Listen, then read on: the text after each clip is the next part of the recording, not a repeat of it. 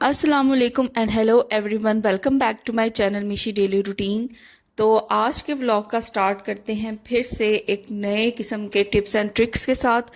तो tip number 1 ये है कि जब भी हम कोई खाना बनाते हैं तो प्याज उसके अंदर हम लाजमी यूज़ करते हैं। तो अक्सर ये होता है कि हम इकट्ठे प्याज काट तो लेते हैं लेकिन एक या आधा प्याज बच जाता है। तो अगर हम उसको फ्रिज में रखें तो आपने गौर किया होगा कि एक तो वो सूख जाता है और दूसरा वो यूज़ नहीं कर सकते आप नेक्स्ट डे के लिए। तो टिप आपको जो मैं बताने जा रही हूँ वो ये है, बहुत ही अमेजिंग, कि जब भी आपका प्याज बच जाए तो आपने क्या करना है, इसके ऊपर थोड़ा सा आपने ऑयल ऐड कर देना है। तो जो भी कुकिंग ऑयल आप यूज़ करते हैं वो आपने थोड़ा सा प्याज के ऊपर ऐड कर देना है और कोई सा भी आपने ब्रश लेके अच्छी तरह से इसे प्याज के ऊपर स्प्रेड कर देना है, इसकी हर साइड के ऊपर। इसे क्या होगा कि प्याज खराब नहीं होगा। आप इसे फ्रिज में 2 या 3 दिन भी अगर रख लें तो ना तो ये सुकड़ेगा और ना ही ये खराब होगा कि आप इसे नेक्स्ट हंडिया के लिए यूज़ ना कर सकें। क्योंकि हमें पता है कि अगर हम प्याज को काट के फ्रिज में रखें तो 1 या 2 दिन के बाद उसके अंदर ऐसे केमिकल्स रिलीज होते हैं जो हमारे खाने को टॉक्सिक बना सकते हैं। तो इस टिप को अगर आप फॉलो करेंगे तो आपके प्याज इस्तेमाल करने के काबिल रहेंगे। तो चलते हैं नेक्स्ट टिप की तरफ। शहद और चीनी का इस्तेमाल तो हर घर में होता है और ज़्यादातर हम इसे डाल के रखते हैं किसी भी कंटेनर में या जार में। कंटेनर या जार होते तो एयर टाइट हैं, लेकिन कभी आपने गौर किया होगा कि एयर टाइट होने के बावजूद इनके अंदर, मीठी चीज़ के अंदर, चींटियां वगैरह या कीड़े वगैरह आने शुरू हो जाते हैं।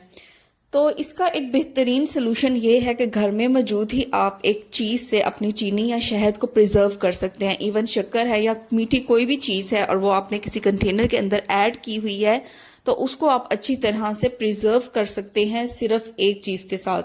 तो वो चीज़ क्या है, हमारे घरों में पाए जाने वाला है सिरका। तो सिरका तकरीबन हर घर में मौजूद होता है, जिसे हम विनेगर भी कहते हैं। चाहे आप सफ़ेद सिरका ले लें, चाहे आप एप्पल साइडर विनेगर ले लें। तो आपने क्या करना है, छोटी सी एक प्याली ले लें और बिल्कुल थोड़ी सी अमाउंट के अंदर आपने सिरका उसके अंदर ऐड कर देना है। तो अब आपको क्या चीज़ रिक्वायर है, आपने ले लेना है कोई सा भी कपड़ा, या अगर आपके पास टिश्यू पेपर अवेलेबल है तो आपने टिश्यू पेपर ले लेनी है। करना ये है कि हमने टिश्यू पेपर को सिरके के अंदर करना है डिप, और बहुत ही इसको अच्छी तरह से फोल्ड करके हमने इसे सिरके के अंदर डिप करना है ताकि अच्छी तरह से जो सिरका है वो टिश्यू एब्जॉर्ब कर ले। और जो भी हमारे शहद के या चीनी के जो जार्स हैं या कंटेनर्स हैं उनके ऊपर हमने अच्छी तरह से सिरके को रब कर लेना है टिश्यू पेपर की मदद से। तो देखिए, जैसे मैं आपके सामने कर रही हूँ, ये मैंने शहद की बोतल को किया है और अब मैं कर लूंगी चीनी के कंटेनर को सेम इसी तरह से। इसके हर साइड पे मैं विनेगर यानी सिरका टिश्यू की मदद से अप्लाई कर दूंगी और अप्लाई करने के बाद इसे 5 मिनट के लिए मैं ऐसे ही बाहर रख दूंगी ताकि जो सिरका इसके ऊपर मैंने अप्लाई किया है वो थोड़ा सा ड्राई हो जाए। तो जैसे ही सिरका ड्राई होगा तो इनको मैं दोबारा कंटेनर्स में रख दूंगी और आप गौर करेंगे कि कोई भी चींटी वगैरह मीठी चीज में नहीं आएगी। तो ये टिप बहुत ही अमेजिंग है। देखें, घर में मौजूद आपने एक ही चीज से इस मसले से कैसे जान छुड़ा ली। तो इस टिप को आपने जरूर फॉलो करना है, ये बहुत ही अमेजिंग टिप है।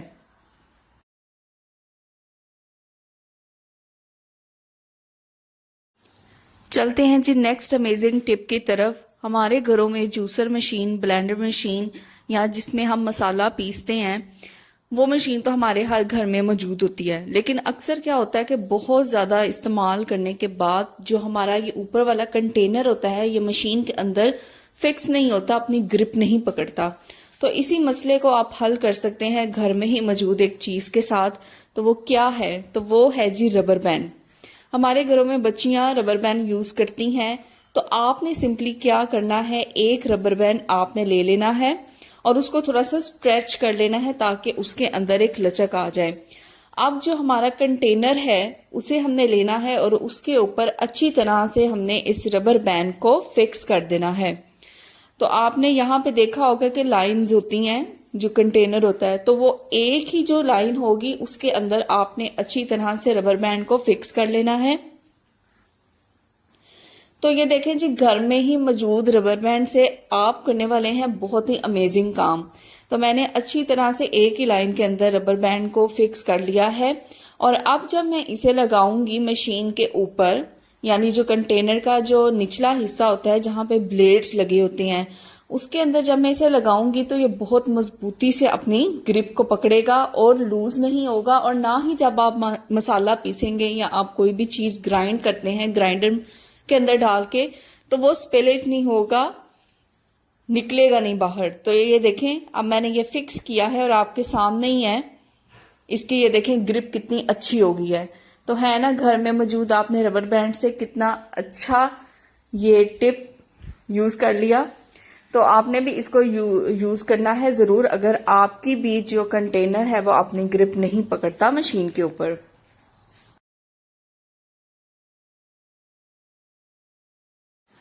अच्छा जी, नेक्स्ट टिप भी कुछ इसी मशीन को लेके है। जो हमारी जूसर मशीन होती है या ग्राइंडर मशीन होती है, हम उसकी क्लीनिंग तो करते रहते हैं। जब भी हम उसे यूज करते हैं हम उसकी रेगुलर क्लीनिंग करते हैं, लेकिन इसकी डीप क्लीनिंग होना भी बहुत जरूरी है। जैसे कि आपने देखा होगा कि जहां पे हम लगाते हैं अपने ग्राइंडर को, वहां का जो पोर्शन होता है उसे आप अच्छी तरह से क्लीन नहीं कर पाते जो यूजुअल आप क्लीनिंग करते हैं। तो इसकी डीप क्लीनिंग करने के लिए मैं आपको एक बहुत ही अच्छा फॉर्मूला आज बताने वाली हूँ, क्योंकि इसके पार्ट्स ऐसे होते हैं कि जहां पे हमारा स्पंज इजीली नहीं अप्रोच कर सकता। तो जी हाँ, मैं यूज करने वाली हूँ हार्पिक। ये हार्पिक टॉयलेट वाला हार्पिक नहीं है, ये मैंने सेपरेट रखा होता है किचन में जो भी हार्श जो दाग होते हैं उनको रिमूव करने के लिए। तो आप भी जब हार्पिक परचेज करें तो 2 परचेज कर लिया करें, एक किचन के लिए सेपरेट रख लिया करें और वॉशरूम के लिए सेपरेट रख लिया करें। अब हार्पिक देखें, मैं पूरी मशीन के ऊपर इस तरह से लगा दूंगी। जो जो कॉर्नर्स और इनर पार्ट्स होते हैं जहां पे हमारा स्पंज इजीली नहीं जा सकता, वहां पे मैंने सबसे पहले हार्पिक को स्प्रेड कर दिया है। तो अब मैंने ले लिया है एक टूथब्रश। आपके घर में जो भी वेस्ट टूथब्रश है या पुराना हो चुका है उसे आप इस मकसद के लिए यूज कर सकते हैं, क्योंकि जो टूथब्रश के जो दंदाने होते हैं वो बहुत इजीली इन जगहों पे अप्रोच कर लेते हैं, पहुंच जाते हैं जहां पे हमारा स्पंज इजीली नहीं जा सकता। तो ये देखें आपके सामने मैं कितनी अच्छी तरह से उन पार्ट्स तक पहुंचा रही हूँ टूथब्रश को और इजीली इनको क्लीन कर लूंगी। तो बस अच्छी तरह से रब करते जाना है और आपके सामने ही है कि जैसे ही आप हार्पिक, क्योंकि टफ से टफ जो स्टेन्स होते हैं उनको भी रिमूव करता है, तो मैं अच्छी तरह से पहले ब्रश लगा लूंगी हर जगह पे और फिर तकरीबन इसे मैंने 15 मिनट के लिए रेस्ट होने के लिए छोड़ दिया था, ताकि हार्पिक इजीली अपना रिएक्शन कर सके और ये जो टफ से टफ जो स्टेन्स हैं, जो दाग हैं, जो जंग लग गया, उसको रिमूव कर दे। तो बस आपने भी इसी तरह अच्छी तरह से ईच एंड एवरी पार्ट पे हार्पिक को ब्रश से रगड़ लेना है। तो यहाँ पे तकरीबन 15 से 20 मिनट हो गए थे। अब मैंने ले लिया है किचन टॉवल और इसको अच्छी तरह से मैंने डैम कर लिया है। जाहिर हम डायरेक्ट टूटी के नीचे, पानी के नीचे तो मशीन को नहीं रख सकते क्योंकि ये इलेक्ट्रिक चीज है। तो आपने इस चीज का ख्याल रखना है कि एक डैम्प आप किचन टॉवल ले लें, यानी उसको पानी में थोड़ा सा भिगो के निचोड़ लें और उससे आपने इस मशीन को साफ करना है। तो देखें जैसे जैसे मैं इसे साफ करती जा रही हूँ रिजल्ट आपके सामने है कि इतनी अच्छी तरीके से ये क्लीन होता जा रहा है। तो ये निचला पोर्शन आपके सामने मैंने क्लीन किया है। अब इसी तरह मैं ऊपर वाला जो पोर्शन है उसको भी क्लीन करूंगी। तो मेरे किचन टॉवल पे इजीली आपको मैं दिखाती हूँ, ये देखें कैसे चिकनाई और जो भी यहाँ पे गंद है वो उतर है। तो अच्छा, ऊपर वाला जो पार्ट है या नीचे वाला पार्ट वो तो हम इजीली डैम टॉवल से क्लीन कर लेंगे जैसे मैंने आपके सामने किया है। अब आपको जो ये रोटेट होने वाला पार्ट है मशीन का, वहां से आपको कैसे क्लीन करना है वो भी मैं आपको बताऊंगी। तो ज्यादातर तो मैं ये करती हूँ कि आपने एक छोटा सा ना फोल्ड बना लेना है, चाहे आप किचन टॉवल यूज कर रहे हैं ना, तो छोटा सा एक फोल्ड बना के आप इनर पार्ट्स को कर सकते हैं साफ। लेकिन अगर फिर भी ये क्लीन ना हो तो ये देखें मैंने ले लिया है टिश्यू पेपर और इसको बिल्कुल पॉइंटेड सा करके, तो जो इनर पार्ट होगा वहां से आपने जो गंदगी है उसको रिमूव करना है। तो मैं आपको अभी दिखाती हूँ। तो देखें कितनी ज्यादा चिकनाई है, कितना ज्यादा जो गंद है वो यहाँ से उतर है। तो आपने भी इनर पार्ट को इसी तरह से साफ कर लेना है। तो बिफोर एंड आफ्टर का रिजल्ट आपके सामने है बिल्कुल, कि कितनी गंदी ये मशीन थी पहले, और अब हमने हार्पिक से जो क्लीन की है और उसके बाद डैम किचन टॉवल से और टिश्यू पेपर से, तो कितनी अच्छी तरह इसके अंदर एक चमक आ गई है। तो आपने भी घर में मौजूद हार्पिक से ये मशीन साफ करने की ट्राई करनी है और मेरे साथ रिजल्ट भी शेयर करने हैं। ये बहुत अमेजिंग टिप है, ज़रूर इसको फॉलो करिएगा। तो चलते हैं नेक्स्ट टिप की तरफ। अच्छा जी, जो नेक्स्ट टिप है वो भी मिक्सी जार से रिलेटेड है। बहुत ज़्यादा यूज़ करने के बाद अक्सर ऐसा होता है कि जो मिक्सी जार होते हैं उसके जो ब्लेड्स हैं वो बहुत ज़्यादा शार्प नहीं रहते, चाहे वो ब्लेंडर है, चाहे वो ग्राइंडर है, चाहे वो मिक्सी जार है। तो क्या होता है कि जब भी इसके अंदर हमने मसाला पीसना होता है तो हमारा मसाला बहुत ज़्यादा फाइन नहीं पिसता, दरदरा सा रह जाता है।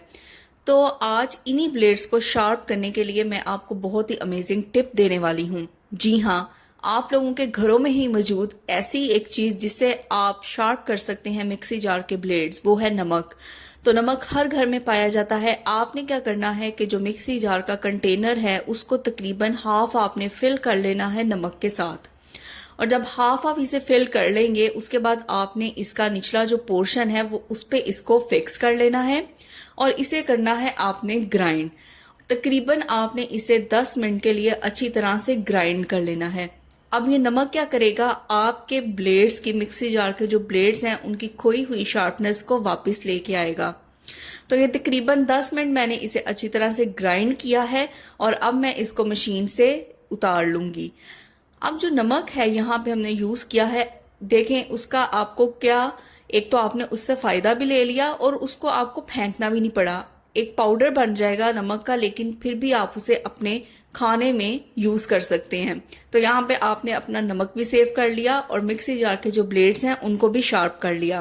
तो ये देखें 10 मिनट की ग्राइंडिंग के बाद इसको मैं कर लेती हूँ रिमूव और आपको मैं रिजल्ट दिखाऊंगी। अच्छी तरह से मैं इसको टैप कर लूँगी और अब इसकी जो मशीन है उसको मैं रिमूव कर देती हूँ। जो डलनेस आ गई थी इसके ब्लेड्स के अंदर वो आपको यहाँ पे नज़र आएगी कि बहुत ज़्यादा ये शार्प हो गए हैं और इनकी एक साइड पे जो शाइन होती है ब्लेड्स की वो भी आपको नज़र आएगी।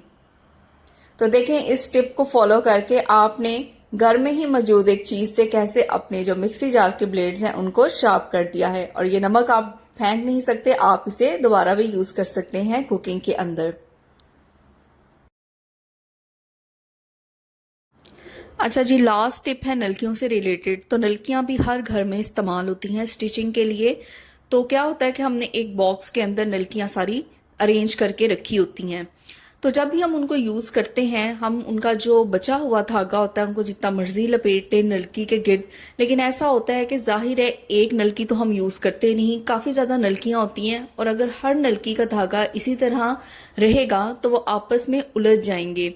तो इनको उलझने से बचाने के लिए एक बहुत ही सुपर्ब टिप मैं आपके साथ शेयर करने वाली हूँ और यकीन करती हूँ कि आपको ये टिप बहुत ज़्यादा पसंद आएगी। तो आपने क्या करना है, आपने ले लेनी है जी छुरी। जी हाँ, आपने नाइफ ले लेनी है और आपने देखा होगा कि जो नलकी का ऊपर वाला रोलर होता है वहाँ पे आपने छुरी की मदद से एक लगा देना है जी कट। बहुत ज़्यादा आपने बड़ा कट नहीं लगाना, जस्ट एक छोटा सा आपने कट लगा देना है जिस तरह से मैंने लगाया है। अब आपने क्या करना है, जो सिरा धागे का यूज़ करने के बाद हम नलकी के गिर्द लपेट देते हैं, आपने सिंपली उस सिरे को पकड़ना है और ये जो हमने कट लगाया है यहाँ पे आपने उसे फिक्स कर देना है। तो मैं आपको फिक्स करके दिखाती हूँ। ये देखें, ये सिरा हमने पकड़ा और यहाँ पे हमने उसे इस तरह से फिक्स कर देना है। तो यहाँ पे धागा थोड़ा ज़्यादा लंबा मैंने ले लिया है, तो मैं क्या करूँगी, एक दफ़ा फिर इसको निकाल लूँगी यहाँ से। आपको जस्ट मैंने दिखाने के लिए थोड़ा सा लंबा किया है धागा, तो थोड़ा सा मज़ीद इसे मैं नलकी के गिर्द लपेट लूँगी और फिर उसे यहाँ पे मैं कट के अंदर फिक्स कर दूँगी। तो ये देखें, ईजिली आपको सिरा मिल भी जाएगा और बाकी नलकियों के जो धागे हैं उनके साथ ये उलझेगा भी नहीं। तो ये बहुत ही अमेजिंग टिप मैंने आपके साथ शेयर की है। जस्ट छुरी को लेके आपने कैसे नलकियों को फिक्स कर लिया उनके धागों को। तो इस तरह जब अपन कंटेनर के अंदर बाकी नलकियों के साथ भी करेंगे तो किसी का भी धागा किसी के साथ उलझेगा नहीं और आपको सिरा भी बहुत इजीली मिल जाएगा। तो उम्मीद करती हूँ कि आपको ये टिप भी बहुत ज़्यादा पसंद आई होगी। अगर ऐसे ही अमेजिंग टिप्स एंड ट्रिक्स देखना चाहते हैं तो मेरे चैनल मिशी डेली रूटीन को ज़रूर सब्सक्राइब करें।